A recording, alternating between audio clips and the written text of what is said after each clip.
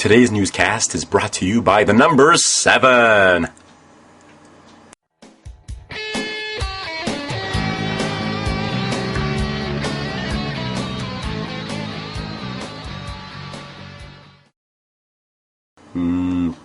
Coffee.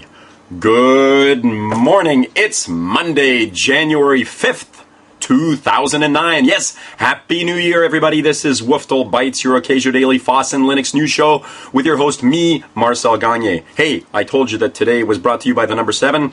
That's because there are, wait for it, 7 links. Remember, the links to all the stories that I cover are always at the bottom of the video here. There are 7 links to today's stories. And about, 3 weeks ago or something like that, I was on the Gutsy Geeks radio show. Thanks, guys. It was a lot of fun.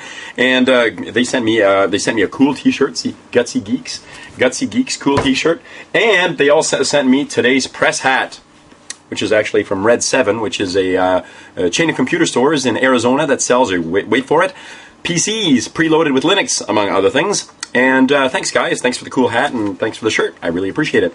All right, at the top of our stories, we have from Danny Webb, Ken Hess gives us, wait for it, 7 reasons why Linux will succeed in 2009. And, there's some interesting things, frugality, value, virtualization, all sorts of interesting things. And he tells you why those things will actually play out well for Linux in 2009, which actually, for me, was a little bit strange because I think to myself, aren't those things always in play? Aren't those things always good for Linux? Aren't those things like 2008 things, 2007, 2010? So, hey, anyway, you can go check it out. It's actually an interesting little article or blog entry. Over at Linux Planet, Bruce Byfield has 7 of the top most influential, actually the most influential Linux distributions of all time. So the 7 most influential Linux distributions of all time. And, there are some obvious ones in there. Of course, Red Hat / Fedora, SUSE / OpenSUSE. One of my old favorites, my very first Linux distribution, the one that captured my heart so many years ago, Slackware is in there.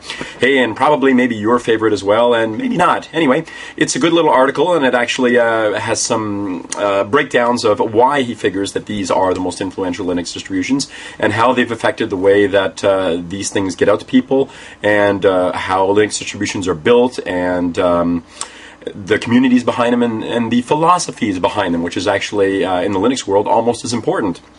Over at O'Reilly, we have some bad news.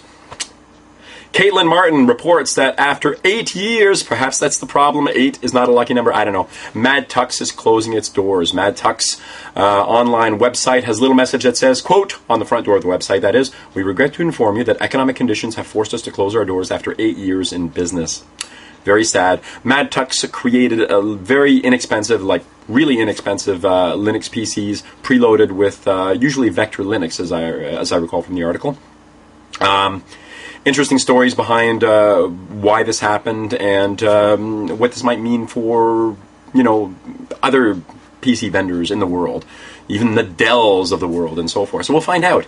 Over at Computer World, Stephen J. Von Nichols tells us that the Google Linux desktop has arrived. Yes, Stephen speculates that an Android-powered netbook will be on the market within 12 months, possibly even less. This is partly launched, the whole idea behind that, of course, from Stephen's perspective, is that Android, which is actually a Linux distribution, was never meant to just run on cell phones. It was actually a distribution meant to run on pretty much anything, which is really what Linux does. Linux is amazingly good at running on pretty much any hardware platform that you can think of.